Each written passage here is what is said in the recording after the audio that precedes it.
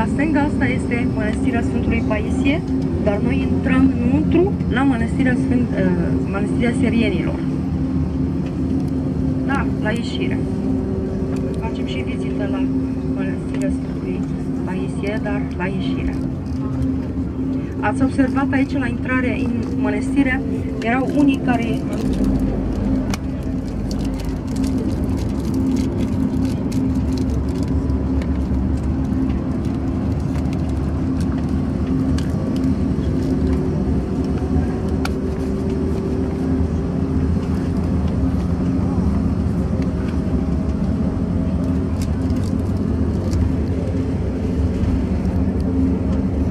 la stânga asta este Mănăstirea Sfântului Paisie, dar noi intrăm înăuntru la Mănăstirea Sirienilor.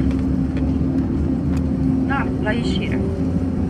Facem și vizită la Mănăstirea Sfântului Paisie, dar la ieșire. Ați observat aici la intrarea în mănăstire, erau unii care